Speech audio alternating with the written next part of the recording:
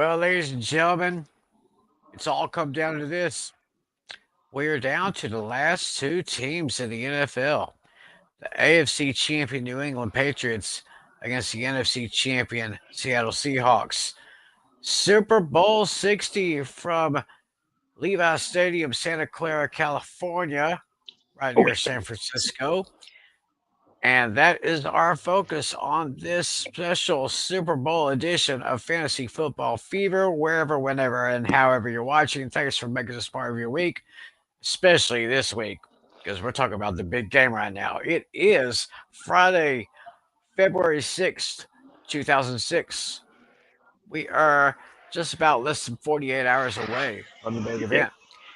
And of course, joining me to talk about all the hoopla and all the football that goes with it, of course, the host of the Hooked on Sports podcast, Mr. John Flynn. Howdy. Yep, he's once again walking the streets of the Empire State, kind of conserve some battery power for his cell phone, but he'll be all right. And of course, our league commissioner down here, Mr. John Yep. Natale. Hello, and yeah, since it's Super Bowl Sunday, Seahawks in the Super Bowl, it'd be fitting. I feel like it'd be fitting to wear a Seahawks hat. I have a Seahawks hat. Well, how about that? Nice.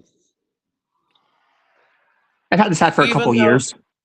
even though your heart is, of course, with the Giants, I guess. Yes, but Yes. I do have a few other teams' hats. I have a Giants hat. I also have a Steelers hat. Aha. I got you right there. So, alrighty then. Well, we have got so much to talk about, but before we do, we have our good friend Daniel Berry wanting to send us some greetings, of course. So, Daniel, as always, thank you, sir, for joining us tonight. Be sure to tell your friends about us. We got one more show coming up next week, and then we'll take a break, and then we'll start our off-season stuff sometime late this month or early March. But Hmm. we don't really want to get too far ahead of ourselves. So right now we are going to check into the hot topics as we usually do. This coaching carousel is still going on right now. Uh, Now, Flynn, you're going to have to remind me because there is another there is a couple other movers and shakers this week. Yeah, so actually, the last two head coaching vacancies have been happened or are expected to be filled. The Las Vegas Raiders have zeroed in on Seahawks offensive coordinator Clint Kubiak to serve as the next head coach. This comes after a long search for someone that will be responsible for helping develop the presumed number one overall draft pick for Fernando Mendoza next year, and I and he will report to the team facilities in Vegas on Monday immediately, but after coaching the Seahawks in Super Bowl 60 on Sunday night. So Kubiak, his father was a Super Bowl winning head coach. Gary Kubiak was a former quarterback for the Denver Broncos. He was the backup for many years under John Elway, then came back and coached the Broncos to victory in Super Bowl 50. Again, when they beat when when the defense dominated against Cam Newton and the Carolina Panthers. That's certainly a big thing to fill. And finally, the Arizona Cardinals have hired Rams offensive coordinator and former Jets offensive coordinator Mike LaFleur to serve as their next head coach. Because it became apparent that the Cardinals did have it wasn't as appealing a head coaching gig as others, Hmm. given the roster construction and given how maybe the three of the 4 or 5 best teams in the NFC were all in the same division. They all won playoff games this year. 2 of them won multiple playoff games, and of course, the Seahawks in Super Bowl 60 coming up on Sunday in Seattle. So those are the last 2 head coaching vacancies that have been filled, and we also had throughout the course of the week, and you guys can fill me in on others along the way, but there have been some offensive coordinator roles that were filled during the week as well. Most notably, the Giants are bringing in Matt Nagy to serve as their offensive coordinator. Nagy was the a former offensive coordinator in Kansas City, who left when his contract expired there in Kansas City, and now he's gonna help. He's going to be responsible for continuing the development of Jackson Dart and the young Giants offense. So you have that. Nathaniel Hackett I believe is going to be the new offensive coordinator for the Arizona Cardinals, and former offensive coordinator and former Super Bowl winning offensive coordinator Frank Reich is going to be the Jets offensive coordinator. So so you have that, and the Broncos promoted passing game coordinator Davis Webb to serve as their offensive coordinator um, as well. So there's certainly been a lot of movement across the NFL on the coordinator fronts this week. Yeah, definitely. That's definitely a lot to Mm. keep up with this week. I mean, You this know, last few months, ever since the final day of the regular season. Man, I don't think we've seen this much coaching movement like this in quite some time. yeah, I know the Giants So, also made another Yeah, hire. I mean that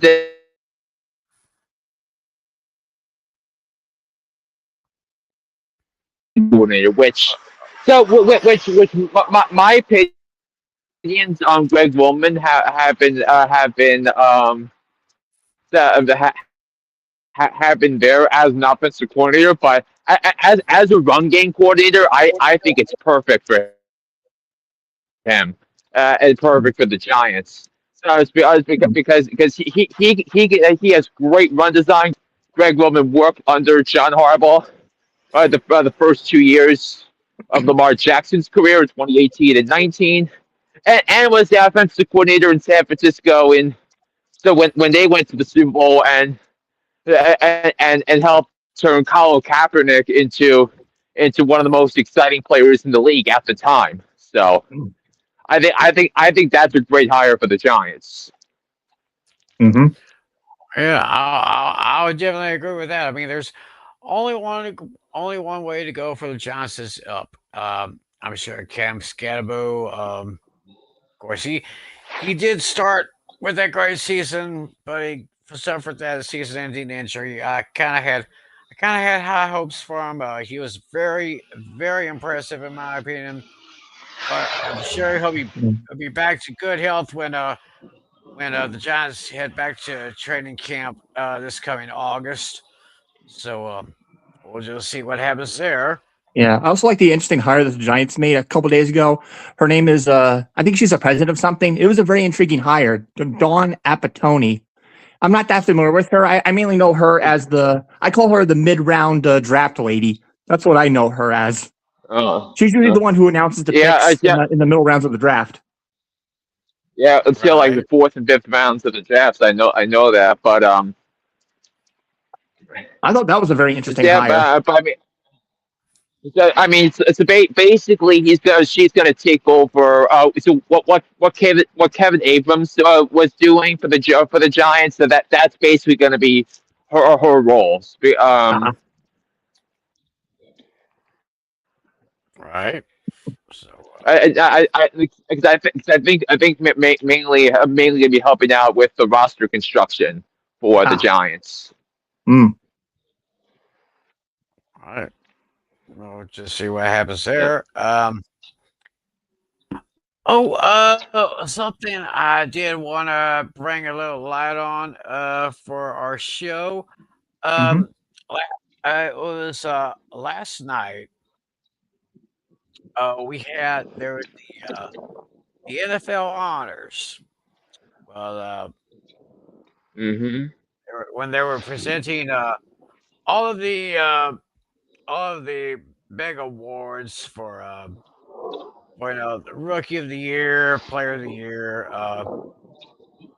offensive, and of course the coaching assistant coach of the year.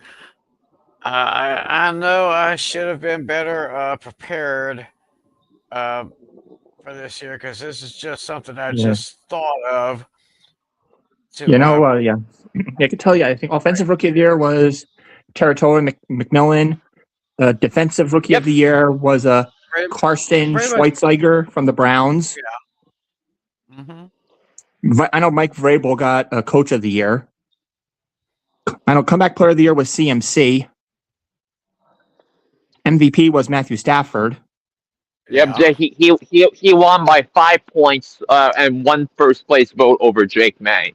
Wow. It was it was the tightest MVP race in 22 years.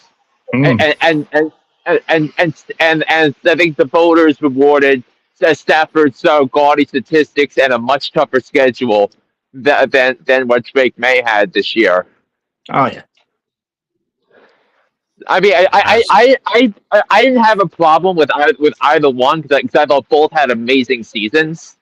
Yeah. But I felt like there was a better case for Stafford because of the strength of schedule. Schedule. Oh yeah, absolutely. yeah. Okay. All right. We have our good friend. Oh yeah, Vampire Luke. You have the voting numbers in the Facebook group chat. Yes. Oh yeah, that's right. Yeah, he did send him there. That's right. Yeah, Yeah. yeah. I I mean, don't know. I don't know. and go ahead. I don't know if y'all can access them quicker than me Mm. with the voting numbers Let's here, see. but And I know I said five of them. I know. Yeah, Miles Garrett was unanimous. That I do remember. Yeah, and also Jackson Smith and Jigba won the Offensive Player of the Year. mhm. Um, Hmm. I mean, All right. This is what I got. This is what I got from Luke from what he sent us. Ted McMillan got 41 votes. Tyler Shook with 5, Graves Abel 2, Travion Henderson 1, Jackson Dart 1. Uh, Assistant Coach of the Year, Josh McDaniels got 10 votes. Van Joseph got 8. Mm. Comeback Player of the Year, Christian McCaffrey got 31, while second place Aiden Hutchinson only got 9. Coach of the Year, 19 first place votes for Mike Vrabel and 16 for Liam Cohen. Mm. Miles Garrett got all 50 first place votes, as said. He was the unanimous choice there. Carson Schlesinger, the Defensive Rookie of the Year, he got 40 votes. Offensive Player of the Year, JSN, 272 points. Christian McCaffrey came in second with 223. And the MVP voting, as Flynn said, the closest in 22, 23 years. Stafford 24, Drake May 23. So, yeah, that was extremely, extremely close for the league MVP. Mm. So, so just want to say congratulations to all those winners. And not only did they present the awards to winners, but they announced the 2026 Pro Football Hall of Fame inductees. I've Hmm. got that list. I've got that list right here. Quarterback Drew Brees. That was pretty obvious. much a no-brainer. He is second all time in passing yards and touchdowns, with his little time with the Chargers, and then of course his years with the Saints. where he really blew up there. Uh, Legendary Cardinals wide receiver Larry Fitzgerald. I knew someday he was going to get it. He's second all time in receptions and receiving yards, and Flores played his entire career with the Cardinals. Then we have a 7-time Pro Bowler and 2013 Defensive Player of the Year Luke Kuechly, who of course made his name with the Carolina Panthers. Yeah, and I'm also happy that the voters didn't have his short career into consideration because he was such a dominant player at his position. So for a very for like 6 7 years, and that alone solidified his Hall of Fame case. Very much well deserved for Luke Kuechly. Hmm. Also, the NFL's all-time leading scorer, known for his clutch kicks with the Patriots and the Colts, Mr. Adam Vinatieri. Congratulations to him. That was pretty And obvious too. oh yeah, and senior nominee got in this year, legendary 49ers running back Roger Craig, who was, of course, the first running back in history to have 1,000 rushing yards and 1,000 receiving yards in one season. In the So same season. we're in the same season. Yeah. So I don't know if that's ever happened since then. I mean, Uh, McCaffrey had to have done it. yeah. You would think Randy CMC would do something like that, but Yeah. Yep. yeah. Uh, Westwood Vampire, second youngest Hall of Famer ever, Luke Kuechly. Yeah. Uh, you want to know thoughts on the Hall of Fame class? Yeah, I'll agree with every single one of them. Oh yeah, for That absolutely. I mean the irony of how great this Hall of Fame class is the conversation of who's not in the Hall of Fame class. Mm. Right. That's a, I mean because Belichick did not get voted in, Robert Kraft didn't get voted in, but but those others did, and that's the Mm. source of outrage and controversy surrounding. Um, Yeah. surrounding the Hall of Fame. Yeah, I think it was the what you gonna call it, the Spygate scandal that prevented them from getting in. So Yeah, Spygate and they're going to make them wait a bit. yeah, it was Spygate and Deflategate. I mean, come on. To me, the Deflategate thing is the most bullshit thing that I've ever seen. In the with all the controversies, because the Patriots would have won anyway in that AFC Championship game against the Colts. Hmm. Uh, yeah, and I kind of still to this day I still really didn't know what the real big deal was. I But mean, it's just the fans weren't happy the Patriots were winning all the time. So right, so but I digress. So, but okay. Luke, give us a little research here. CMC has done thousand once. That was 2019. Okay. yeah. Yeah, we knew. Yeah, so we knew he got it right there. So all right. So I guess what we do now? I mean, I mean, unless start to look ahead to next to this Sunday in the Super Bowl. well, I guess we could do a little bit of that here. So so looking ahead to the Super Bowl, I took a few notes down here. I was looking at a very interesting article on ESPN.com. Talk about the comparisons of the teams, the key matchups, X factors, and all that thing. Starting with the quarterbacks, Sam Darnold, he threw 4 interceptions this regular season. Of course, he played all 17 games. Threw 4 interceptions in the 2 games in the playoffs, and he was sacked 27 times. Now, Drake May, he was sacked 47 times this season, which is the most, but he did lead the league in completion percentage, 354 out of 492. That's good for 72%.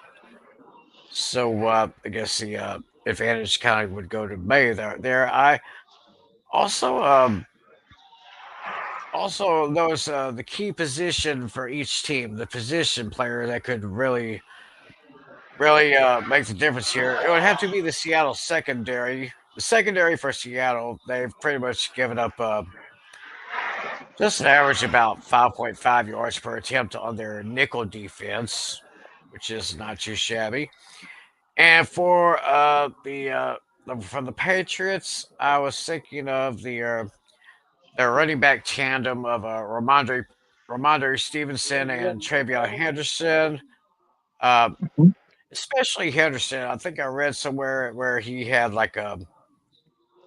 18 rushes of at least 10 yards or more this season. So that could uh Yeah. that could be a factor right there. Now, And the ironic thing is, Ramondre Stevenson is atop the depth chart running back, and Henderson's back down to number two, which I think was kind of an interesting dynamic on how the Patriots offense shaped up this year. that was very interesting. I say, but both of them are talented. They have good futures here in the NFL, in my opinion. So my X factor for each team. I thought about this for a little bit, and for the Seahawks, my X factor will be Rashid Shaheed. Um, I'm pretty sure that since Jackson Swift and Jigba is the star receiver, he's probably going to get double teamed.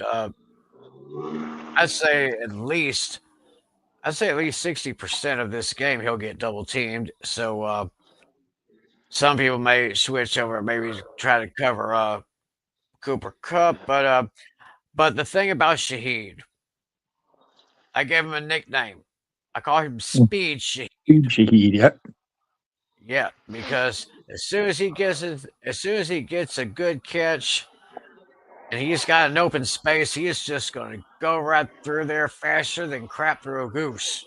I mean, Yes. back when he was still playing with the Saints, and I'm not mistaken, it was like I want to say 2 or 3 years ago. I can't remember. It was the Saints versus Cowboys. The Saints had pretty much the Cowboys beat after the first half, and it was Shaheed with his catching ability and his speed. I mean, Yeah. he single handedly burned my Cowboys that day. So Yeah. who knows? He may be able Yeah. to burn that Patriots secondary. Yeah, but I mean, if we've really been watching the games, Rashid Shaheed has been more of an impact on special teams. So Oh, because I mean because he set the tone in the playoffs with that 95-yard kickoff return on the opening kickoff in the divisional round against the 49ers. So oh yeah, yeah, I forgot to bring that up too. yeah, I mean, and the Seahawks acquired a guy like Shaheed. I remember that so there are other suitors for Shaheed, like Buffalo really was really looking into Shaheed, as well before the deadline, and and I was all over it on Hooked on Sports that week. That said that the Bills made a mistake not trading for Shaheed, and the team that traded for Shaheed to the Super Bowl, and the team that didn't saw their head coach fired. So you have to look at that as a relevant factor of why I think why the and why even though the Patriots special teams have been good, I think Seattle has that advantage because of how dangerous Shaheed is as a returner. Yes, if I'm not mistaken, this season he returned one punt and two kickoffs, all for touchdowns. Because of his not because of his good hands, but it's really his speed that he talks about. He's one of the fastest people that I've seen play in the league. So, oh yeah, he could be a good receiver, but mostly as a kick and punt returner. That's what he's become lately. Now, for my X factor for the New England Patriots, as we get to see Mr. John Flynn's pretty face already. Hey, Yes. hey. Hey, hey, hey. Anyway, my X factor for the Patriots would be their corner Marcus Jones. So he may be covering Cooper Cup, but they may slide him to maybe to a slot position, maybe have him cover JSN. But Marcus Jones, probably one of the best players on that Patriots secondary. So I've got a good eye on him. So I think that's probably going to be a key matchup. It's going to be JSN against Marcus Jones. See how that works out. Mm. So, y'all got anything to say before we go ahead and Well, I do have some. I see some like stat comparisons here that look very interesting. I said this on your show briefly, Tim, but I guess I'll just say it on here too. Yeah, if you're looking at the offense, these guys are nearly identical. As of this season, the Patriots are averaging 28.8 points per game, where Seattle is averaging 28.4 yards per game, which are second and third overall, respectively. And in the yards per game, New England is at 379.4 to Seattle's 351.4. And then looking at the time of possession, they're fairly close too. New England is 6th to Seattle's 14th.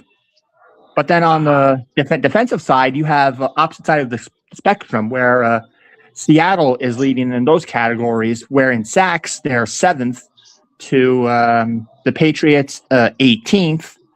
And then in turnover differential, the Seahawks are 19th, where New England is 10th.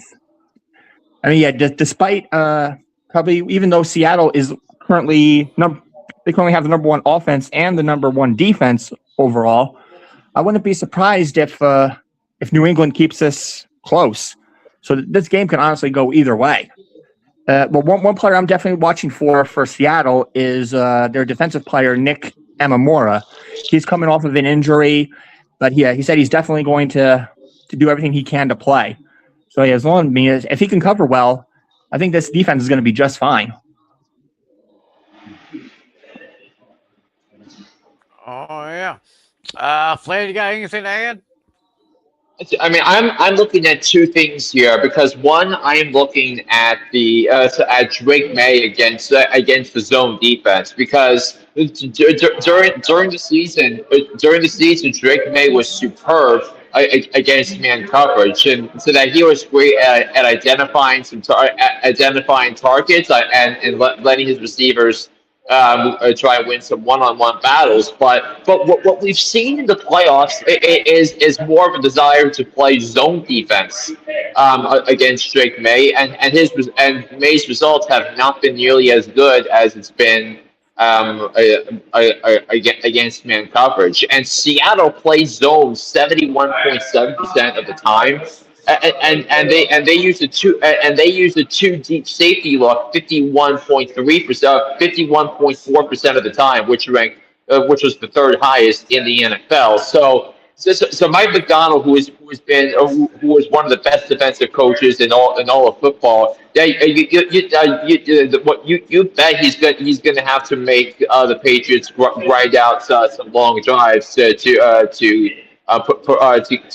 get points on the board. And if you're the Patriots, I think if it's like a 9-6 game at halftime, because because I think that's the type of first half that I kind of expect to see. In the Super Bowl, one where you're trying to get points and trust your defense to play at a high level. I'm looking at the Patriots, and they're gonna have to try some screen passes to Travion Henderson and Ramondre Stevenson, and try and get someone like Hunter Henry involved in the game because if they're playing two deep safety, that opens up some space in the middle of the field to try and get Hunter Henry involved. So I'm looking at those three, those three those things there. And then what I'm also looking at is the early down success rate. Warren Sharp had a great piece on it on his site, Sharp Football Analysis, yesterday.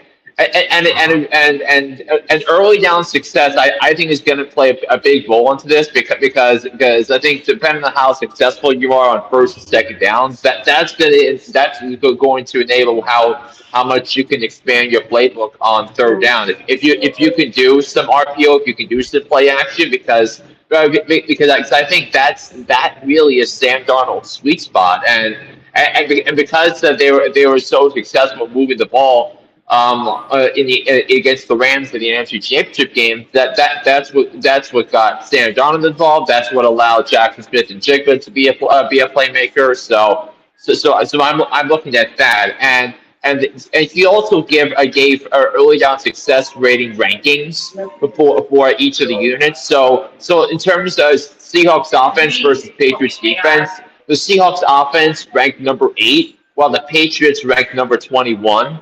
Whereas for the Patriots offense versus Seattle defense, the Patriots offense ranked 3rd, while the Seahawks ranked 1st.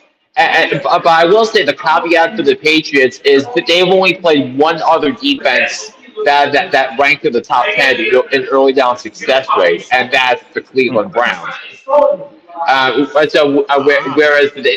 Whereas they played a lot of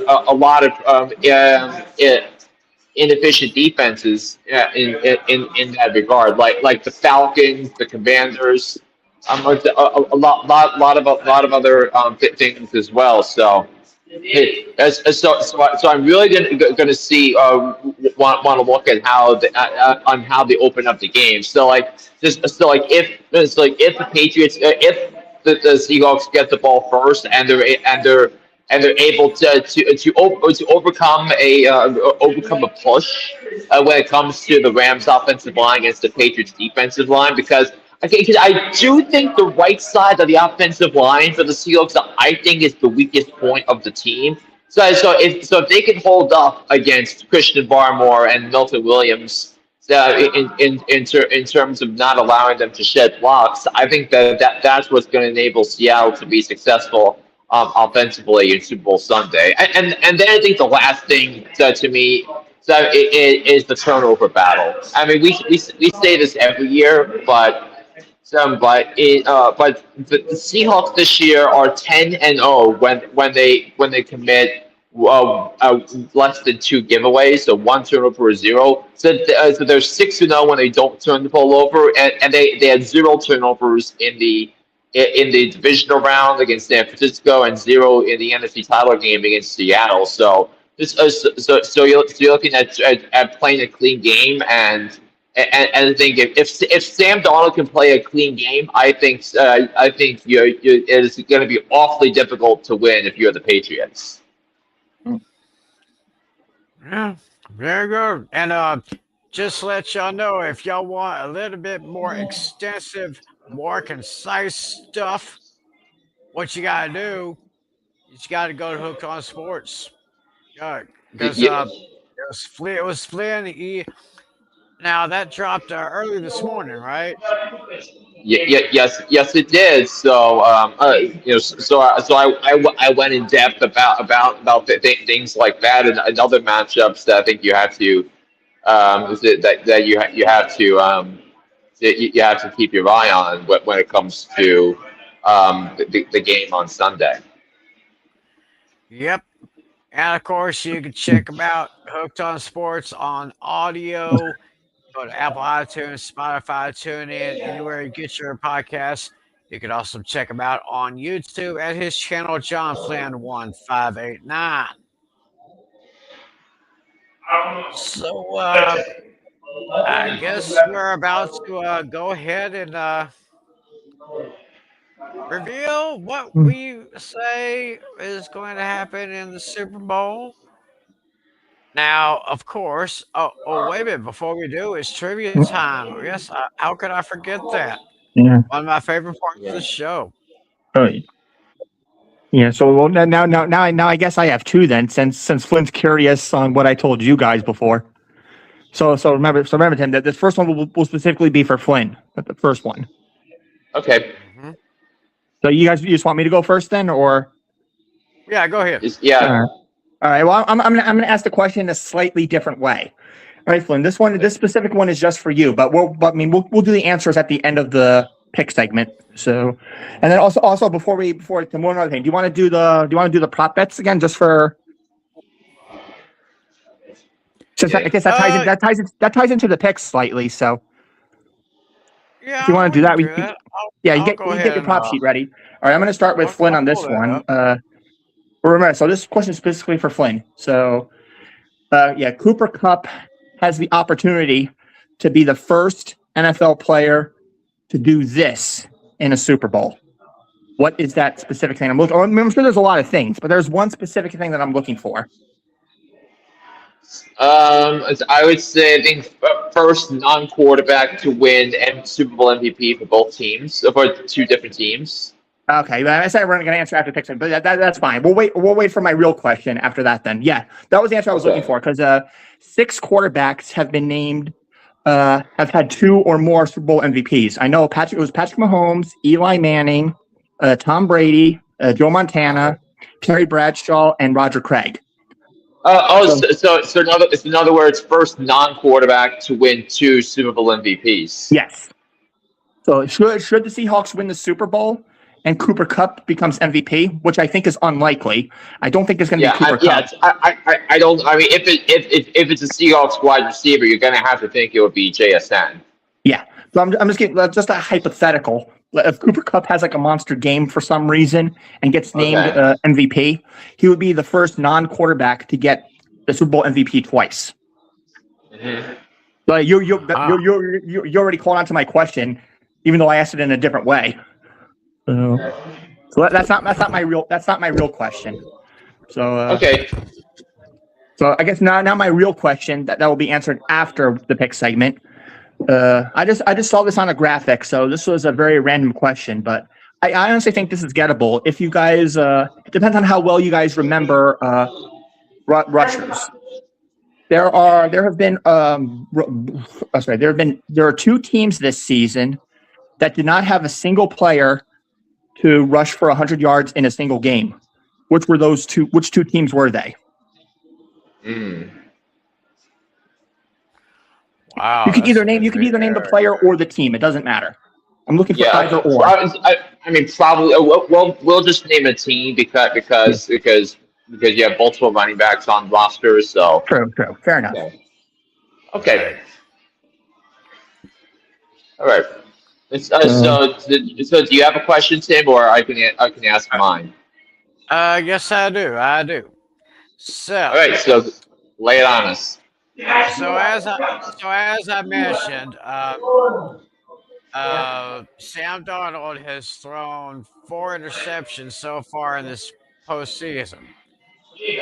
Now the question is, which quarterback holds the record for throwing the most interceptions in one Super Bowl game?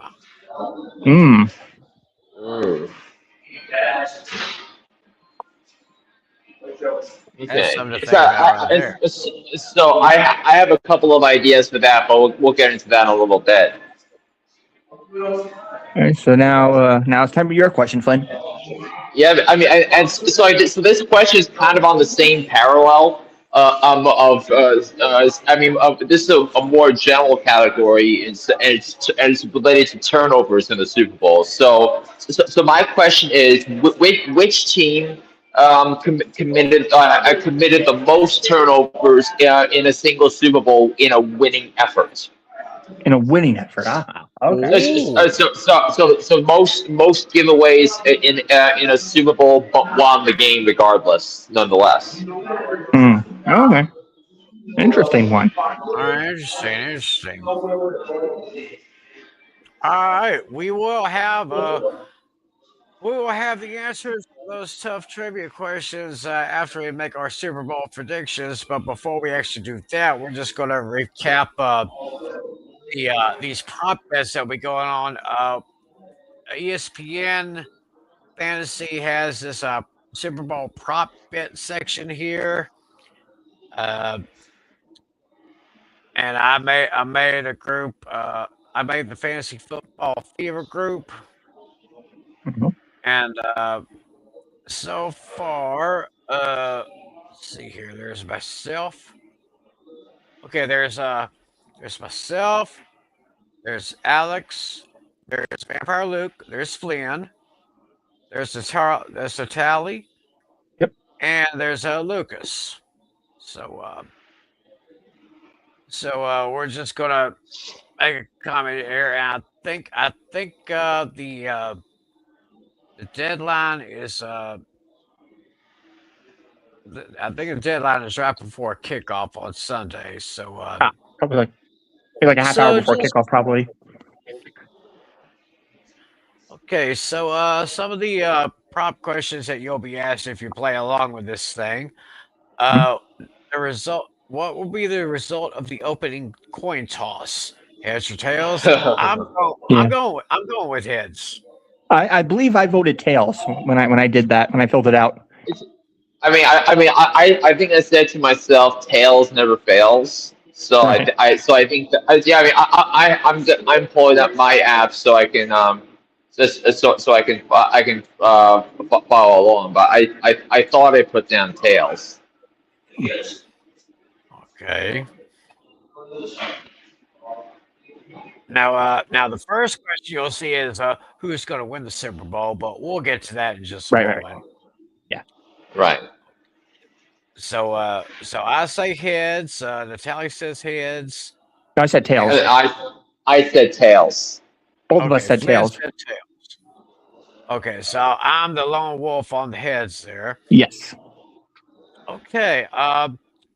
The first scoring play, will it be a passing touchdown, a rushing touchdown, a field goal, or any other type score? I put field goal when I filled it out. Yeah. Since I think it's gonna, since I think both offenses, I think both play calls are going to be conservative in the first half. I went field goal. Yeah, I'm kind of leaning towards that myself. So the next question is, which player will score the first touchdown of the game? Will it be Kenneth Walker III, Jackson Smith-Njigba, Ramondre Stevenson, or the other option is any other player or no touchdown scorer? If I remember correctly, I think I put JSN. Okay, if I'm not mistaken, I chose Kenneth Walker III. I put any other player, really, because I think if Seattle's going to win this game, I think someone other than those two is going to have to step up. So maybe could it potentially be AJ Barner? Could it potentially be someone like Rashid Shaheed in a passing situation? So where they try and stretch out the secondary. So I'm going any other player or no touchdown scorer. All right. Who will pass? Who will have the most passing yards, Darnold or May? I put Drake May. I'm kind of leaning toward Darnold. What do you say? I put Darnold. Okay. Okay, next one. Which quarter will have the most points scored? First, second, third, or fourth quarter plus overtime? Yeah. If I remember correctly, I think I put third. I put fourth. I put fourth quarter plus OT, and actually it also tells you the percentage of the vote. So 49% of the vote was for the third quarter, 26% for the fourth quarter in OT, 23% for the second quarter, and just 2% for the first quarter. Ooh. Wow.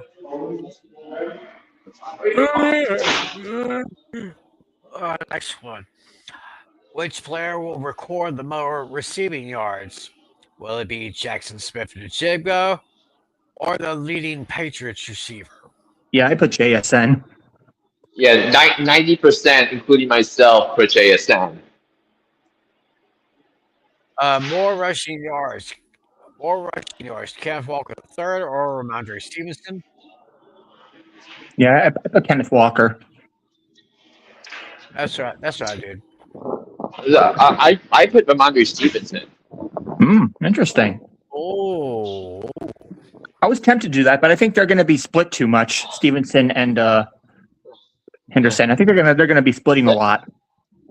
I feel like the game plan for the Patriots is to make Sam Darnold win the game with his arm and try and get Sam Darnold into third and long and try to make him to make a mistake. So I think.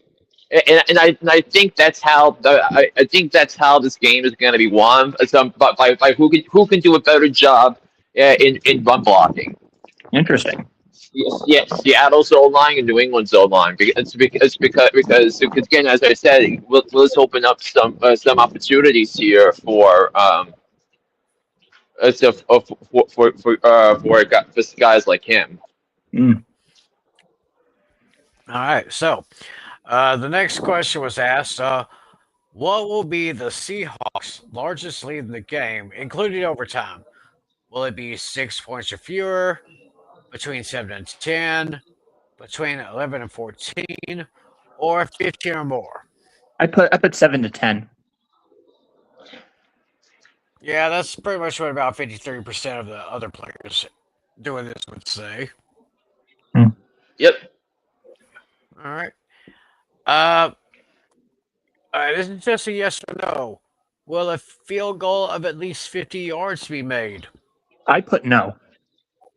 I don't think the weather's going to be a factor. So I think if there's opportunity to take points, I think both coaches are smart enough to take the points. All right. So I'll go with yes to one. Yes. 70% have said yes, while 30% said no. Next, how many different players will get a reception?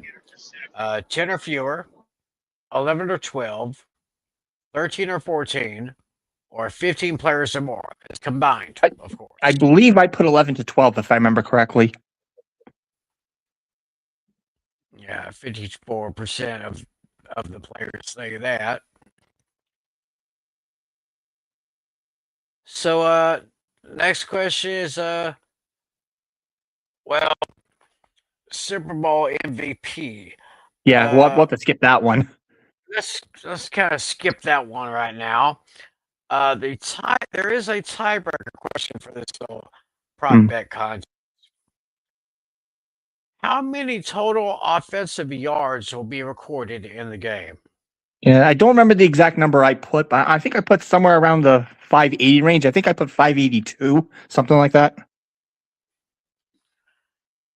I think if I'm not mistaken, I put 535.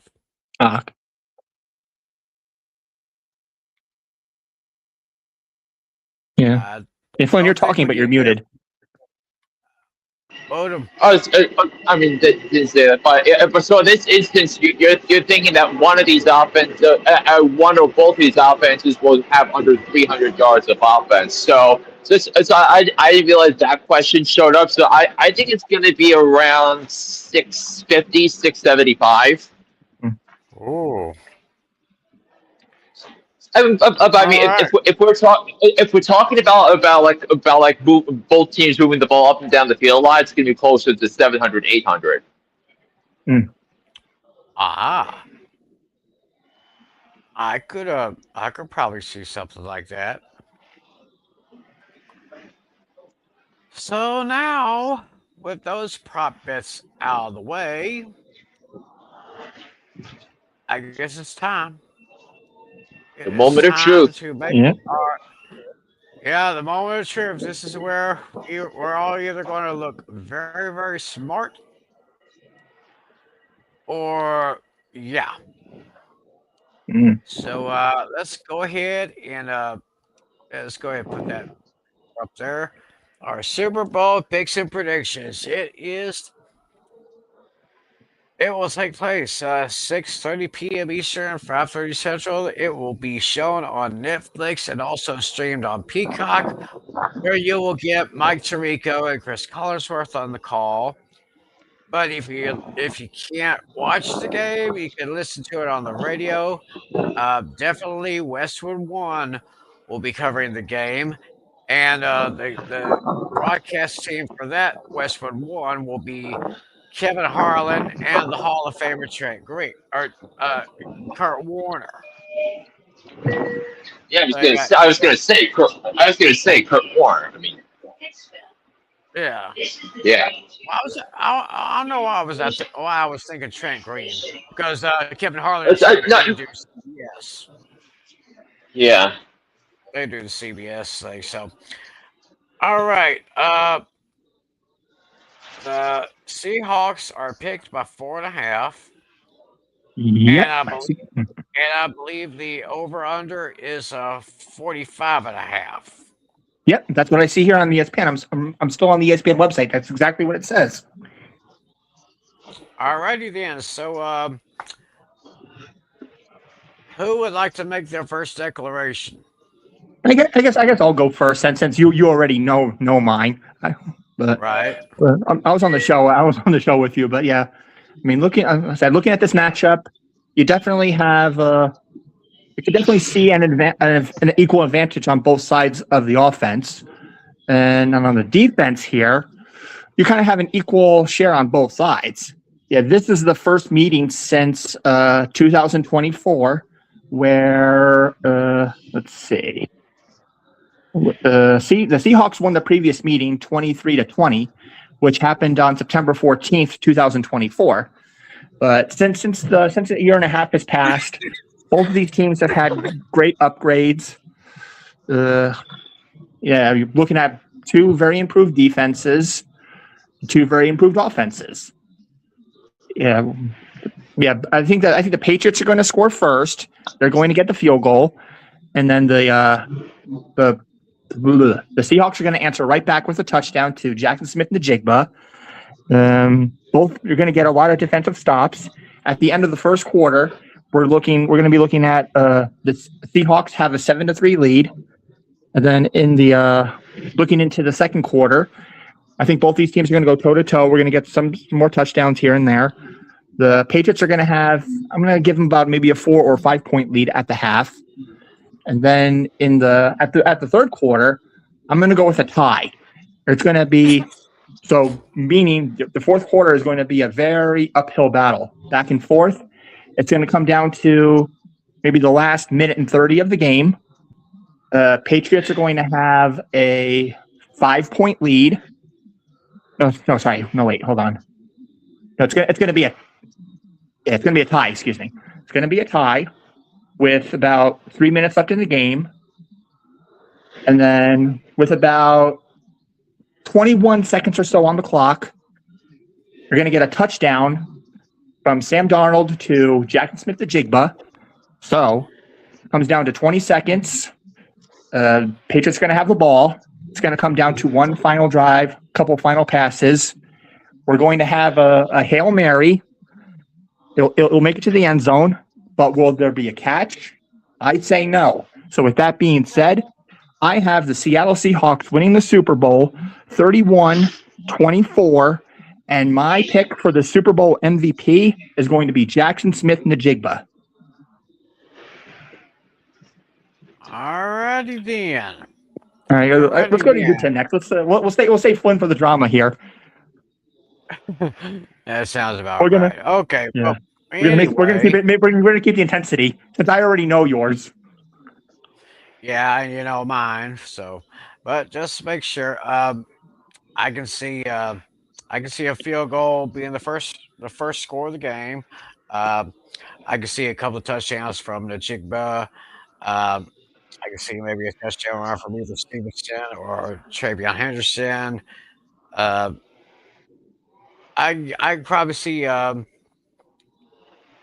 maybe if they use him as a receiver in a couple of plays, maybe Speed Shaheed maybe able to score one. Uh, but I think it's going to be I think it's going to be the defense of the Seahawks is going to make a difference. And in the end, my final score is 30-24. I'm taking the Seahawks to win and cover. And my MVP will be Sam Darnold. Mm. Mm.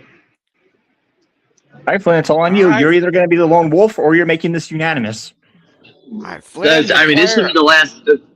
I mean, this will be the last pick, game pick for any of us until next summer. So we got to save this. The last pick I'll have to make between now and the Wednesday after Labor Day. But Mm-hmm. I kind of think you kind of have to look at really how these rosters are constructed because because I think you look because you kind of look at how Seattle was built and the Patriots were built. I mean, the Patriots felt like an overnight transformation after to what transpired last year to what happened this year. So with Mike Vrabel bringing back the championship culture that defined the Patriots for the first 2 decades of the 21st century, and you have to think that Mike Vrabel is going to have his guys motivated as 4.5 point dogs, and also another possible source of motivation might be Drake May getting robbed of the MVP last night. So could that be some added motivation for the Patriots? So you're gonna have to look at there, since November, I kept on thinking Seattle or the Rams, Seattle or the Rams, and they put on three extremely tight games this season, including the NFC Championship game. And I just think how Seattle's constructed, and I think the way Seattle's constructed, especially defensively, because I think how you construct your defense and getting guys to fit into your system, which is kind of really why Seattle targeted someone like Nick Emanwari in round 2 of the draft last year. I mean he is expected to play, I think they're going to do everything they can to get him in nonetheless. But I think the Seahawks were the best team I saw all year. I think they have the talent on both ends, both sides of the ball to contribute positively. And Seattle was the best team in the best division. So it's all year, and going back to when I first discussed on Hooked on Sports, my first prep segment show for the NFL season was ranking each of the 8 divisions. The NFC West was number 1. You thought this would be a potential 4th place team in the division, but they wound up winning the division, getting the 1 seed. And the defense is great on all three parts, and I think what I think is going to be a defensive slugfest is going to be one where the Seahawks open up the playbook in the second half, allow Sam Darnold to take 2 shots down the field, and I think that's that's what's going to be able to be the difference. I think the Seahawks have the better defense in this one. And I think the special teams is going to play a factor in this one too. So I like the Seahawks. They were the best team I saw all year. John Schneider did a brilliant job putting this roster together, and this roster especially defensively, reminds me of the last 3 Super Bowl winning defenses with how they were built through the draft. both Kansas City teams, Philadelphia. I think Seattle is much more in line with those than the Patriots are. So give me Seattle to win 26-16, and Sam Darnold completes the ultimate redemption story by winning Super Bowl MVP. Ah. Alrighty then. Ooh. Well, I got to do one more thing for fun, actually. You know how I played around on your show, and remember when I said, Tim, let's have some fun? And you played one final sound on Alex's show? I think I want to do it here just for fun. Since this is the last time we'll probably hear this for this season, I want to lock it in. Oh, he is going to. Let's just have some fun with it. Since that's the last time that this season we're going to hear that. Oh, I have no objections. Yeah, I did it with Alex, so I figured why not? Let's add it here just for fun. Yep. So and with that we just did. Yeah. Yeah, we just did. So hopefully neither one of the kickers will be like this year.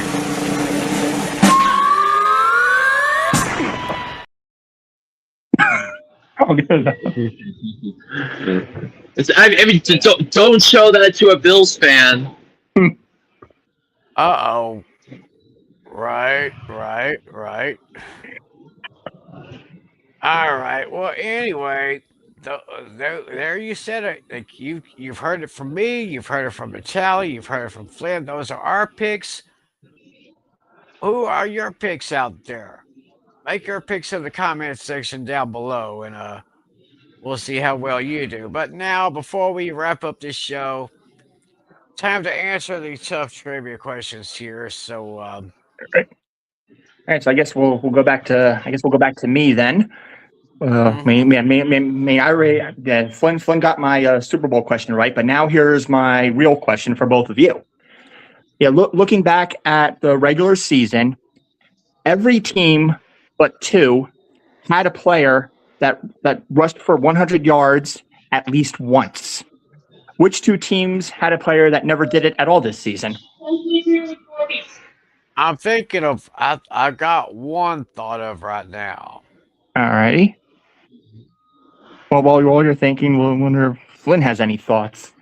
Remember, we're looking for two teams.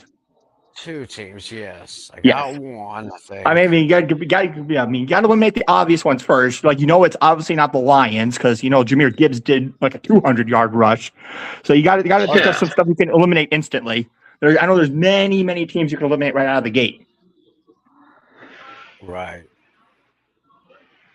I have to rule out Javonte Williams because I think he had a few 100-yard games this season. Mm-hmm.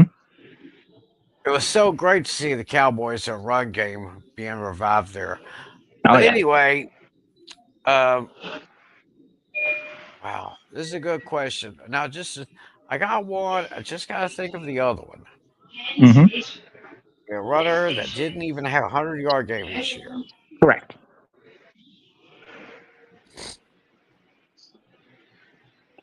I'm going to say, okay. One may sound too obvious, one maybe not. I'm going to say Cleveland and Tennessee. Okay, you're going with the Browns and the Titans. All right. Flynn, what do you say? I'm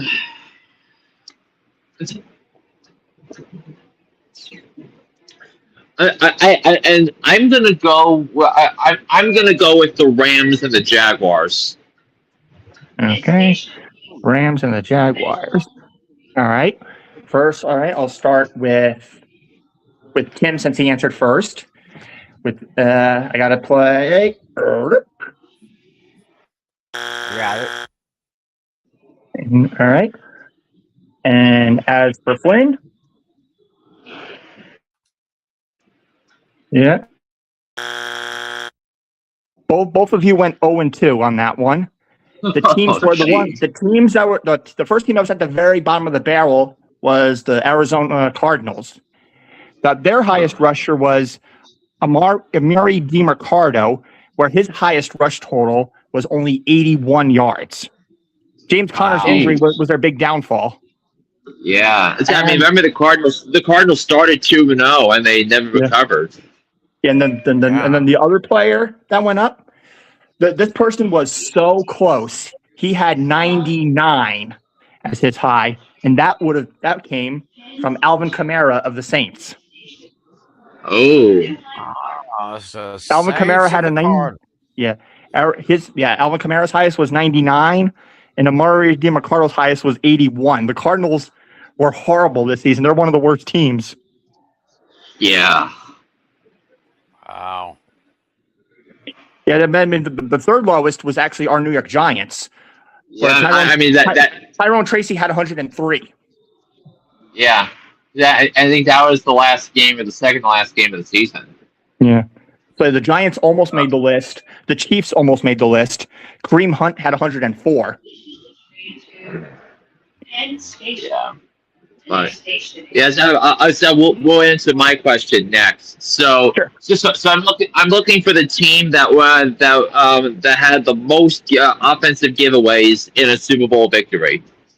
And still won. Let's see.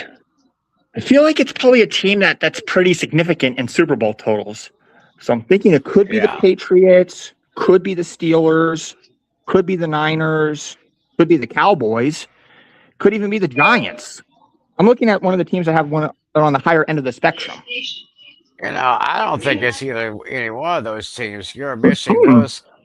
I was thinking maybe the Colts.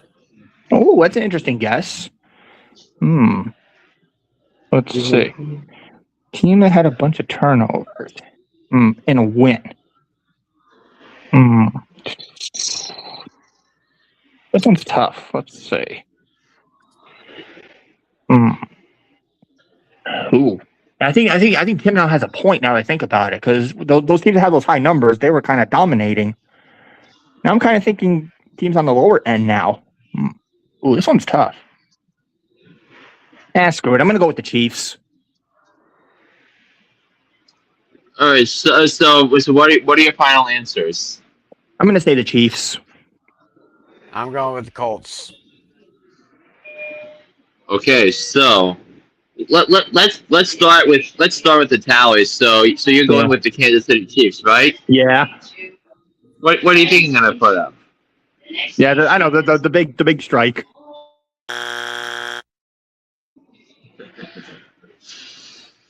And as for Timmy, as what did Timmy say? I think he said the Colts. The Colts, Indianapolis Colts.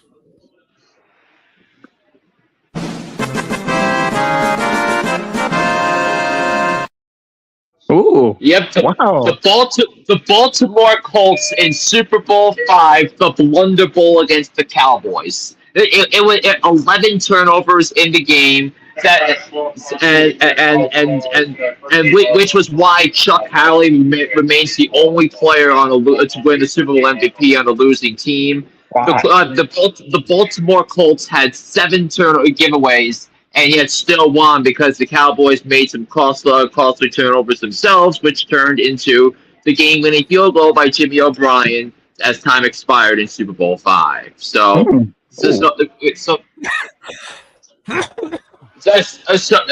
actually, the next to most, what was the Indianapolis Colts that won in 2006 because the Bears forced 3 turnovers in that one. Wow. Wow. That was just a guess I made on the Colts. That was just a guess, but I guess it definitely paid off. So the last question, of course, comes from me. My question has to do with turnovers in Super Bowl history. So the question is, which quarterback threw the most interceptions in one Super Bowl game?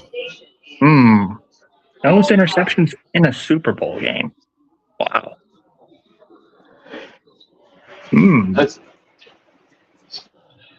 I'm gonna rule out the 6 quarterbacks that have won multiple MVPs. I'm gonna rule them out. I don't think it's them.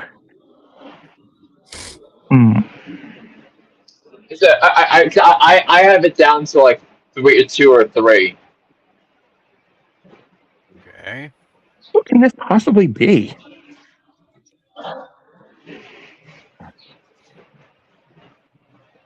Trying to think about this for a second. I feel like it's a player from like the 70s or the 80s.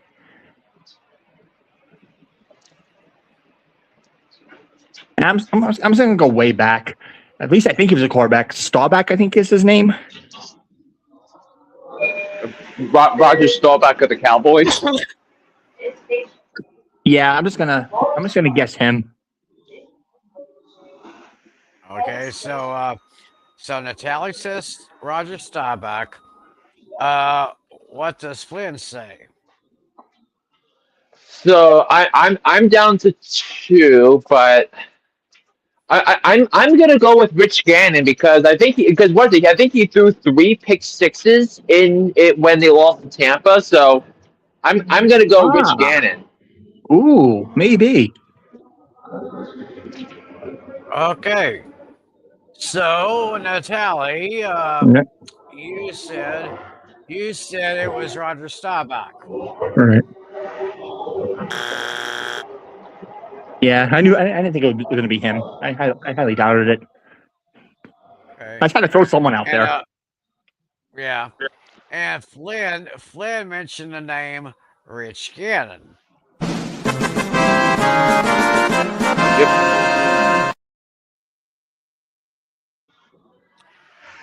Yep, that is correct. There, Flynn. It was Super Bowl. What was it? Super Bowl 30. 37.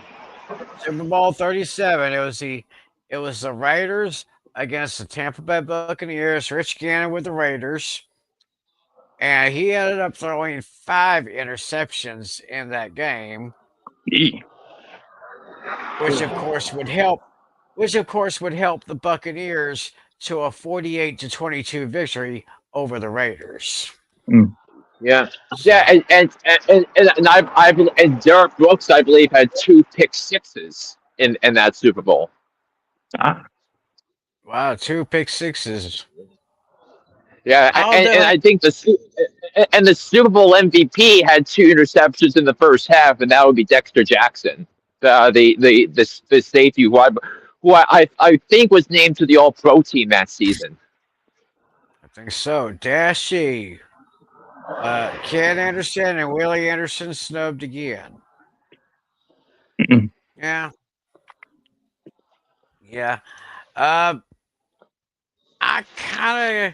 was kind of hoping that either Jason Witten or Darren Woodson would make the Hall of Fame this year. So, but I digress. Yeah. So, rest in peace, Sonny Jurgensen. Oh, Yeah, recently passed. so, one of the best quarterbacks of the '60s. Oh yeah. Yep. They're right there. So Sonny Jurgensen, rest in peace. Thank you for all you did for the NFL. And I guess with that, we will go ahead and put a wrap on this edition of Fantasy Football Fever. As you mentioned, I think it was during our pre-show meeting, we'll go ahead and switch back to Tuesday night. So we'll be coming at y'all this coming Tuesday night. We'll take a look at we'll recap the Super Bowl, and we'll give our fantasy lessons that we learned this past season. So y'all be sure to check us out right there. And of course, the Panic Game Pick'em Show is on the break until late August or early September. We had the last show of the season this past Wednesday night. That's on the 8 Pixel 90 channel. And of course, don't forget about Hooked on Sports. Apple iTunes, Spotify, TuneIn, and all those podcasting areas. And of course, on YouTube, John Flynn 1589, where he will give his extended look at the Super Bowl. So, that being said, we'll close things up. So I hope everybody has a wonderful Super Bowl Sunday. If you're going to go out somewhere, please do not drink and drive because we want to see y'all back here on Tuesday when we do our wrap up.